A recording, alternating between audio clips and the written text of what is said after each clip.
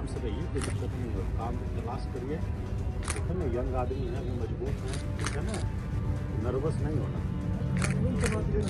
नमस्कार, आप देख रहे हैं न्यूज़ फॉर नेशन और मैं हूं सांत्वना आपके साथ। बिहार कड़कड़ाती भीषण ठंड की चपेट में है, जहां बिहार के तापमान में लगातार गिरावट हो रही है। लोगों को काफ़ी परेशानियों का सामना करना पड़ रहा है।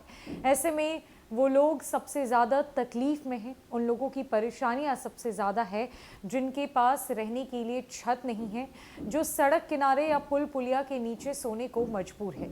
लेकिन बिहार सरकार ने इस ओर अपना बड़ा कदम उठाया है और राजधानी पटना के विभिन्न जगहों पर रैन बसेरों को बनाया गया है, जहां लोगों के सोने के सभी इंतजाम किए गए हैं, सारी सुविधाएं दी गई हैं ताकि लोगों को इस कड़कड़ाती ठंड में सड़कों पे रात गुजारना ना पड़े, वो किसी मजबूरी में बाहर ना सोए। रैन बसेरा में लोगों को सभी सेवाएं मुफ्त में दी जा रही है।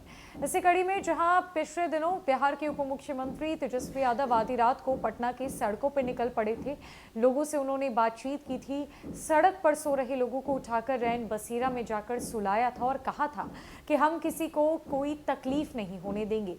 तो अब वहीं बीती रात पटना के डीएम डॉक्टर चंद्रशेखर राजधानी पटना के विभिन्न रैन बसेरों में पहुंचे, जहां पहुंचकर उन्होंने रैन बसेरों का निरीक्षण किया, वहां सो रहे लोगों से उनका हालचाल जाना, उनसे बातचीत की और कहा कि आप ही लोग बताइए, इंतजाम सारा बढ़िया तो है ना, सारी सुविधाएं हैं ना, आपको किसी बात की कोई परेशानी तो नहीं। डॉक्टर चंद्रशेखर एक एक कर सबसे बातचीत करते हुए नजर आए। उन्होंने लोगों से पूछा कि आप तो अच्छे से रह रहे हैं ना, इस कड़कड़ाती ठंड में आपको कोई तकलीफ तो नहीं हो रही।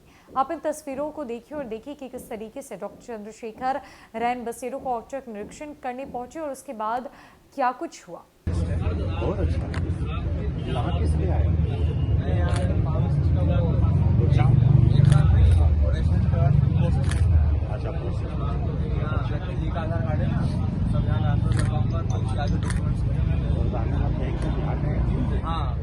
कटिहार के, चलो बहुत अच्छा,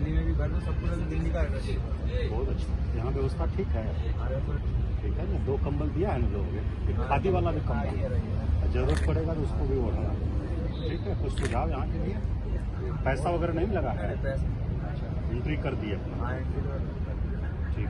कुछ सजेशन? अच्छा है, अच्छा है, साफ सुथरा है, सब ठीक है।